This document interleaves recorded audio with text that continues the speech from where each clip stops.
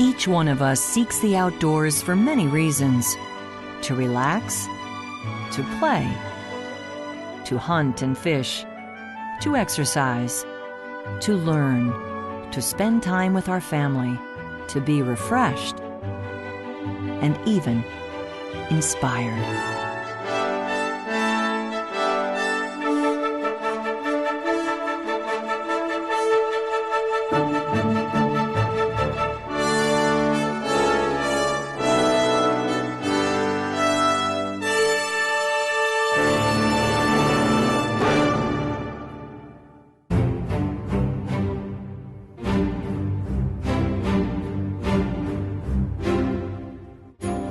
100 years ago, in 1908, President Theodore Roosevelt challenged the nation's governors and caretakers of America's land and water to consider what he called the most weighty question now before the people of the United States: the conservation of our natural resources. How best to use and yet protect the great American outdoors.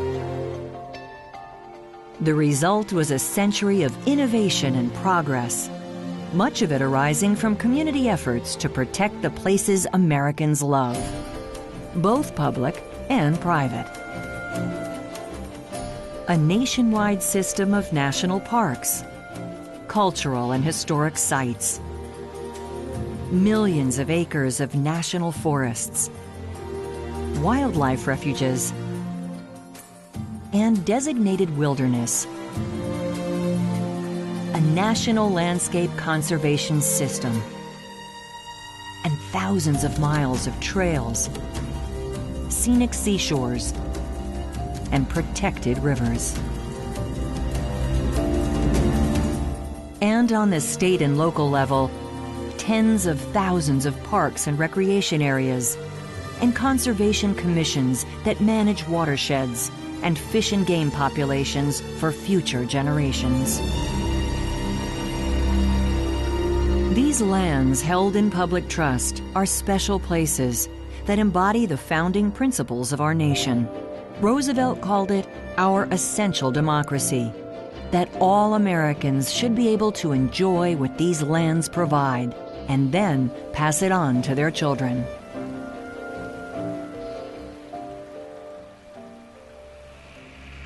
America's conservation heritage includes its private lands as well. Our homesteads, farms, and ranches play an important role protecting woods and watersheds, keeping our air and water clean, providing wildlife migration corridors, and defining our national character. Americans have always had a strong connection with the land. Yet our reasons to conserve are as vast and varied as our nation's landscapes. But everyone agrees that our open spaces, public or private, large or small, a city park or a neighborhood playground, are essential to the quality of life for all Americans. Now it is our turn to look to the future to protect and preserve what we hold dear. But first, we must understand the challenges we face today. Global climate change and pollution place new stress on natural habitats, complicating land and water management. 80% of Americans now live in urban areas, many with limited access to clean, safe, open spaces. Poorly planned development fragments lands, disrupts natural systems, and imperils productive farmlands. Americans are losing touch with those historical places where our nation was formed, sites that bind us with a shared heritage. Our children spend half as much time outside as their parents once did, as we face an epidemic of childhood obesity. Innovation and collaboration will be required to meet these challenges. A start has already been made. Tens of thousands of young Americans are actively participating in youth conservation organizations taking root across the country. a new generation reconnecting with nature as they build trails, plant trees, and restore the land. State governments and local communities are establishing parks, trails, and environmental education centers. Innovative partnerships between farmers and ranchers, sportsmen and conservation organizations, private businesses and public agencies are conserving millions of acres for the benefit of communities, wildlife, recreation, and local economies.